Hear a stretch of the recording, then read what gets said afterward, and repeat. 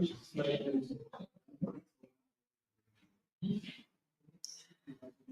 morning, ladies and gentlemen. May the peace and guidance of Almighty God be with us all today on this auspicious day.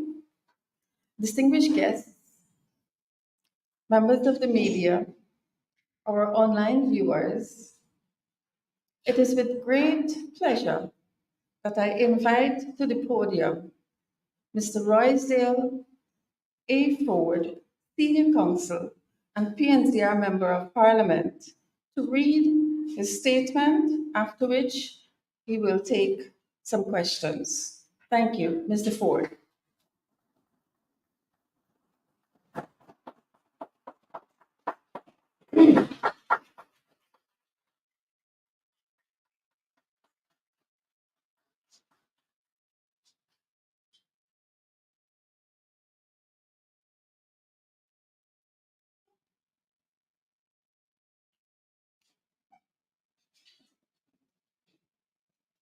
Good morning, ladies and gentlemen of the media, esteemed members of our party, the People's National Congress Reform, fellow citizens watching us live or watching a rebroadcast, thank you for joining me this morning. The focus of this press conference today is the upcoming PNCR Biennial Delegates Conference. At present, we stand on the cusp of a pivotal moment in our party's and nation's history. The actions we take and the decisions we make over the next few months should not be taken lightly, and it's for this reason that I'm here today. I stand before you with a great sense of purpose and resoluteness, purpose to be part of a much needed progress of change, and a resoluteness to work tirelessly with every member of the PNCR to make that a reality. The PNC's party constitution, Article 15, Section 1, states that, and I quote, "The supreme authority of the party shall be the Biennial Delegates Congress, which shall be held at such time and place every 2 years, as the General Council or the Central Executive Committee may decide. For the avoidance of doubt, the supremacy of the Congress means that the Congress has the right to review or to order a review of any decision taken by any forum, organ, or committee of the party," end of quote. Article 15, Section 4 further states that, and I quote, "The Biennial Delegates Congress shall elect the party leader, chairman, vice chairpersons, and 15 other members who shall become the elected members of the Central Executive Committee," end of quote. These articles of our party indicate that the Biennial Delegates Congress is due, and it was publicly stated by the current leader that this Congress is slated to be held on or before August 31st, 2024. It is on these basis that I hereby announce that I'm making myself available for nomination to contest for the position of leader of the People's National Congress Reform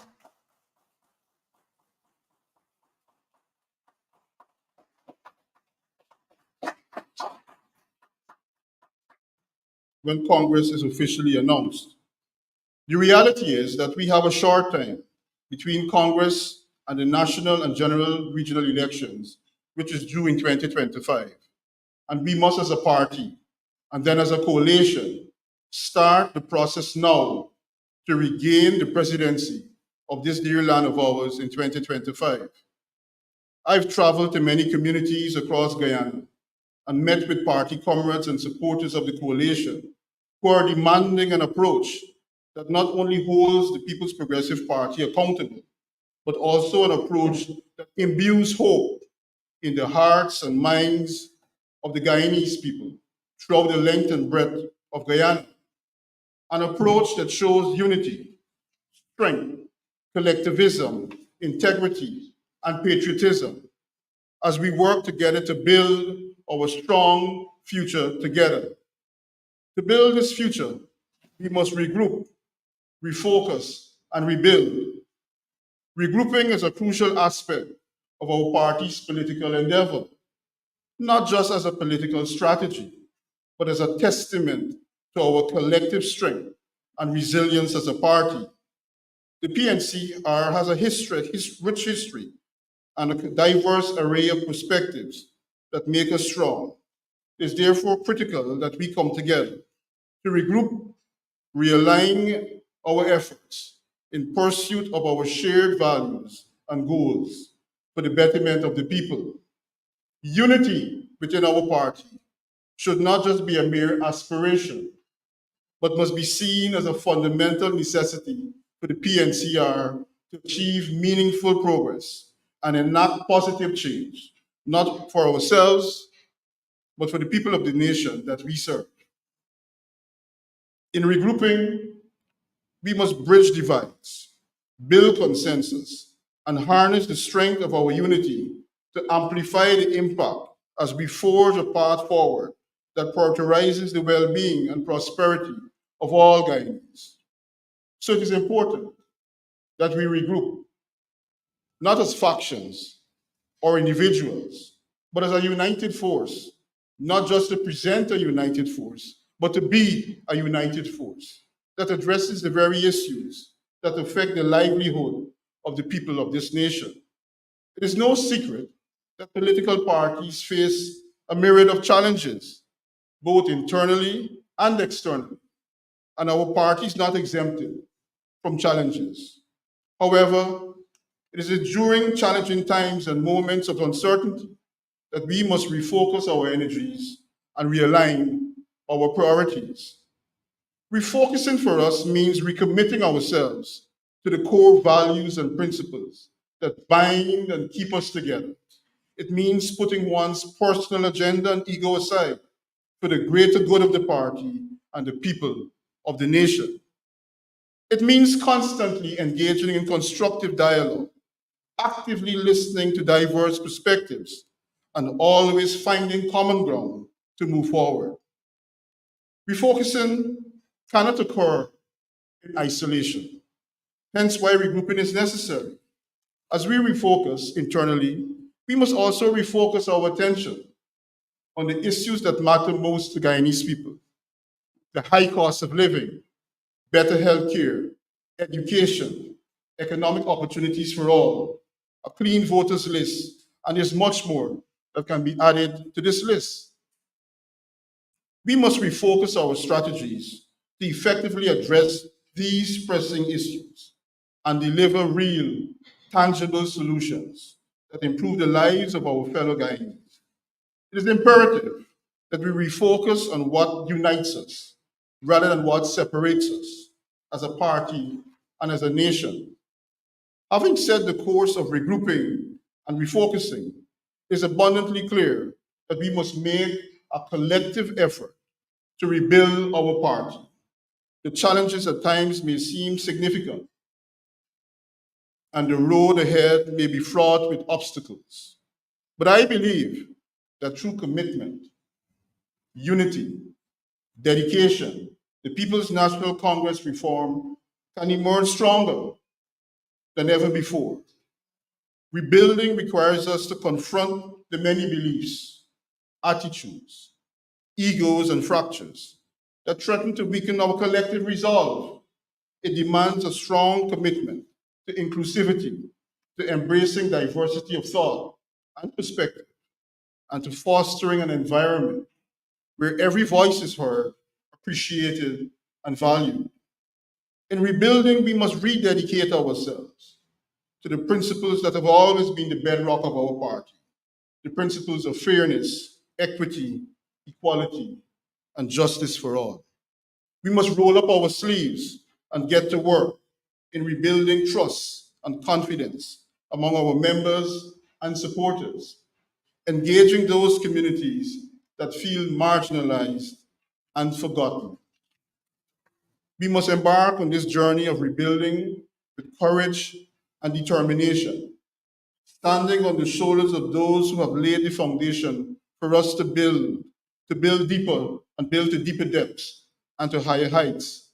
We must rise above the fray of petty and lawless politics and chart a course towards a brighter, more inclusive future for our party and all Guyanese. Together, we can rebuild the mighty PNCR and our nation, brick by brick, until we stand as a tall, permanent beacon of hope and possibility from generation to generation.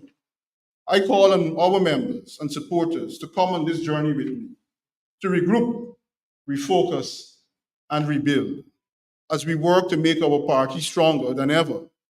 Join me, please, as we work together to unite the PNCR and rally the coalition to victory in 2025. Thank you very much.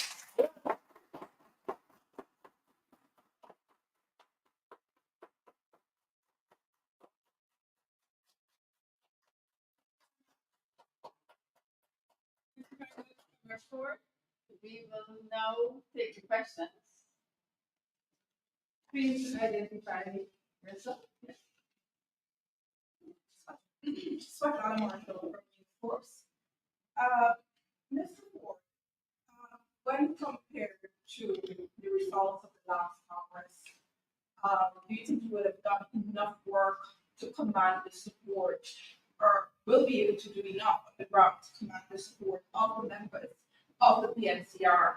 And secondly, Mr. Norton is indicating that he will be re-elected leader of the PNCR, that the party would not allow inexperience to lead them. Do you think that you have the experience uh, to take the party forward and to win the leadership of the party?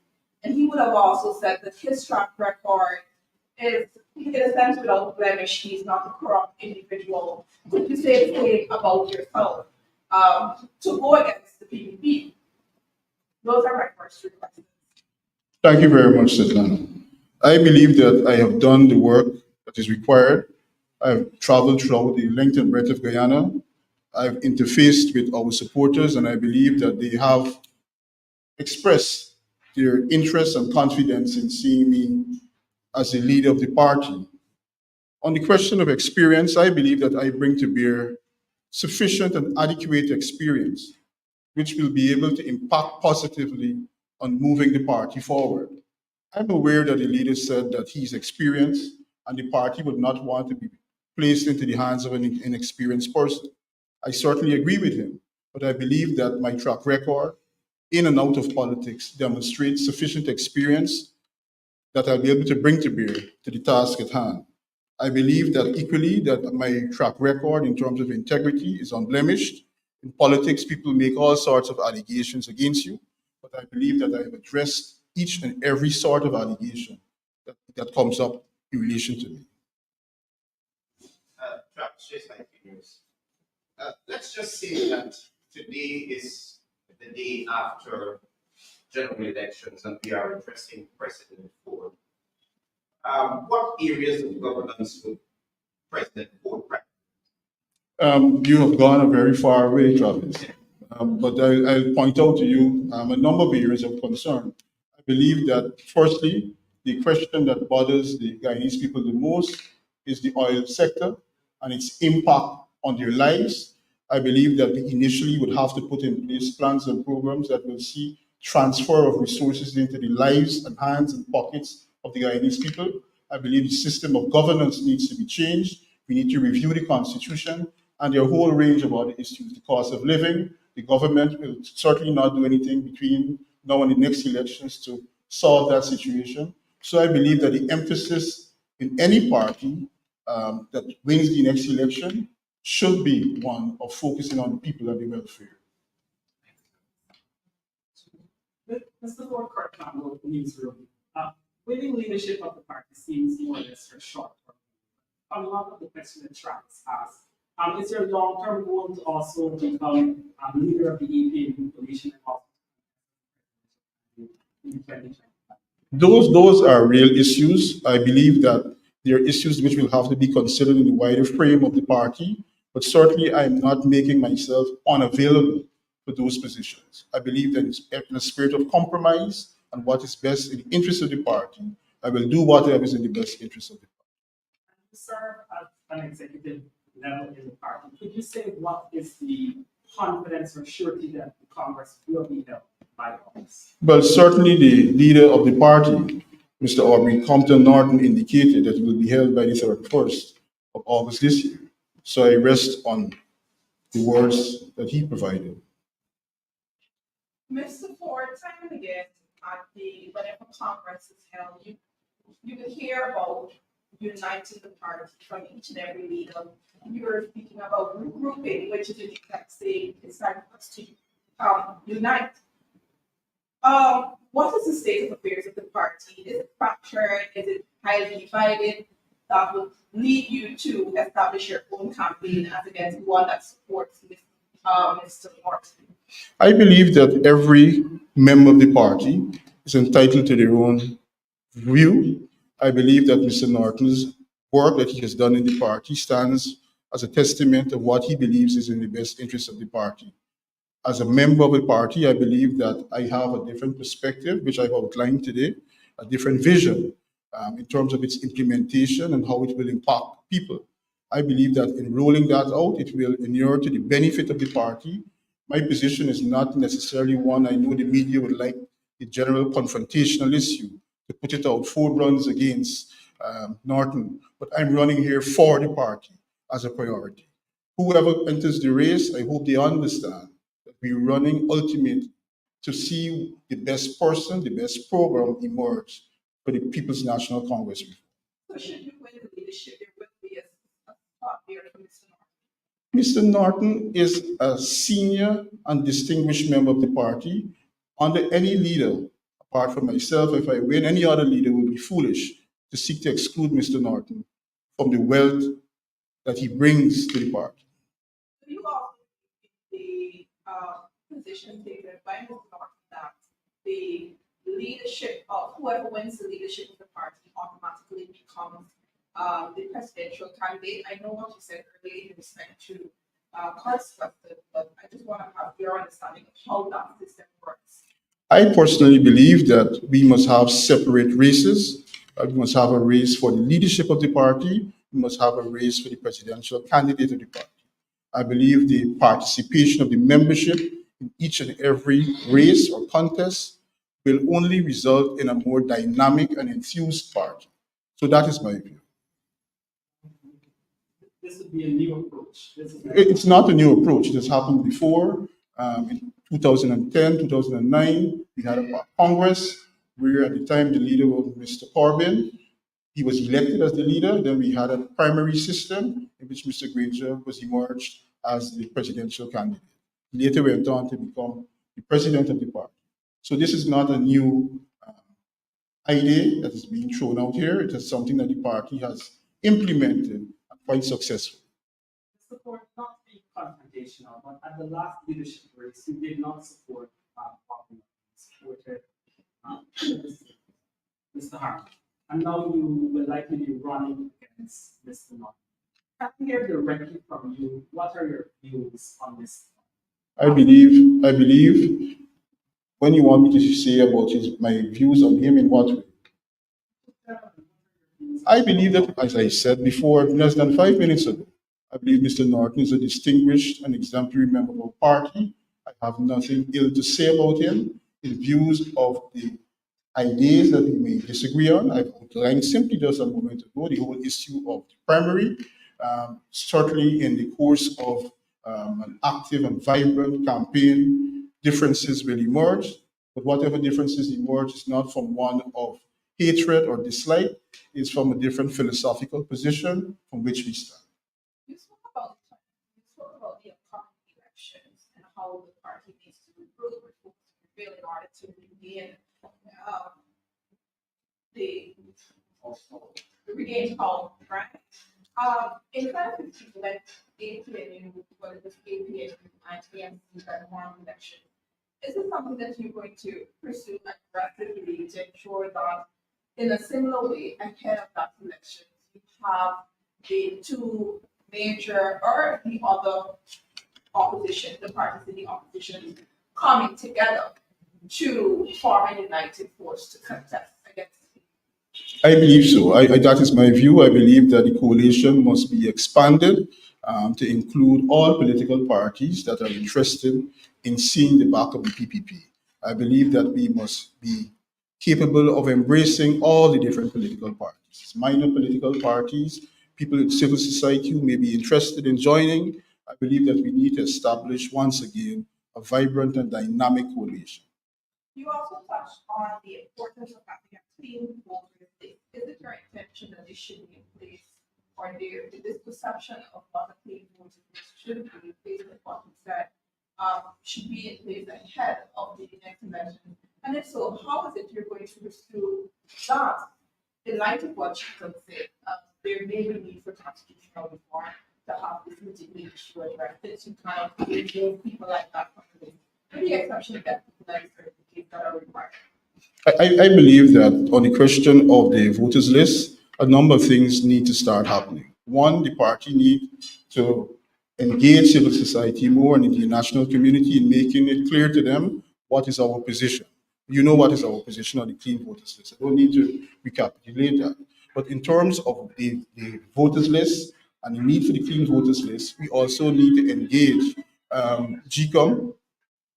We also need to engage GCOM. We need to address GCOM. I believe that whilst we have the issue of constitutional reform, there are a number of measures, administrative measures, which GCOM can put in place immediately to address the use and abuse of persons on the list, persons who are resident abroad. There are a number of mechanisms that have been put in place. So the party needs to heighten its call and its robustness in its demand for a clean voters list. Do you think that biometrics under our current electoral law are catered for? And do you think that is one of the options which ought to be considered by chief on ahead of the elections?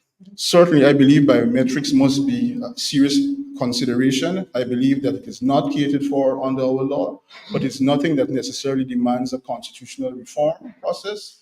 A willing government with the opposition could pass the necessary legislation, which will put in place a biometric system, which will support GCOM's ability to ensure there's an accountable and credible electoral process. Thank you, ladies and gentlemen. I noticed Satana and Kirk would have dominated us this morning. We're grateful. Is there anyone else who would like to ask a question? Yes, Bob is here from 104.1. Board, congratulations on your step. But in going forward, let's assume you become the leader of the would you be open to have any other person, as you mentioned, civil society and the coalition and all of that, would you be open to the facilitation of an individual outside of yourself or anyone outside of the party who happens to be a part of the coalition to emerge as the president? I believe that I have outlined a process of a primary. I believe that no one should be anointed as the presidential candidate of the People's National Congress reform. Whoever it is, in or out of the party, a member or not, must go through the primary process. They must seek and obtain the approval and the blessing of the party. So I don't necessarily believe that we should just pluck someone and parachute them into the office of presidential candidate. I hope I've answered the question. Well, not directly. My thing is, would you be open, first of all, would your request or demand would be that that person, whoever becomes or wants to be a part of the process, must be a member of the party, or that person would come from civil society? Because if it's the party and there's a process of elimination by means of whatever process is utilized, would it be that whoever gives an indication that they'd like to run for the presidency, would that person must be a member of, let's say, the coalition? I understand. If you're going as a coalition, would that person must emerge from the coalition, or someone from, the public or civil society decides, look, I would like to take a shot at the presidency? Should that person must be a member of the party, or by consensus, or by elimination, they emerge as the nominee? I thought I answered it, but I'll be more clear. About 10 to 14 years ago, the People's National Congress reform, under the leadership, I believe, of Mr. Corbyn, had in fact passed a motion at General Council, indicating that the presidential candidate, at that time I believe was for the PNC, need not be a member of the party. But I'm speaking about the participation and the person obtaining approval for that office. I believe they must go through a process of a primary. Therefore, based on the existing precedent set by General Council, they'll ultimately, in my opinion, must submit to the processes of the party of a primary. Thank you very much. Just one last question. Mr. Ford, Final question, yes, sir. Could you just tell us, provide some history on your work in the party when you entered, sir? Just a brief history. Well, I've been associated with the People's National Congress Reform as an adult since 1997. I've worked with Mr. McKay, and I've developed a very close relationship with Mr. Hoyt as a lawyer. I was tutored by Mr. Hoyt, guided by him in political matters. I've always remained close to the party, as most families are. In Guyana, we either, at the time, PNC or PPP. My family has always been supporters of the People's National Congress Reform, but PNC back then. I, as a child, participated in activities with my mother and family in relation to the party. I have been involved in the party, in its work. Around 2000 or 2002, I recall, Mr. Hoyt appointed me as a very young man, then 23 or 24 years old, to the CEC as a ex officio member. So I've been involved in the party. I formally became a member of the party many years later. I'm currently on the Central Executive of the party, and I sit in National Assembly as the Shadow Attorney General. Thank you very much, ladies and gentlemen.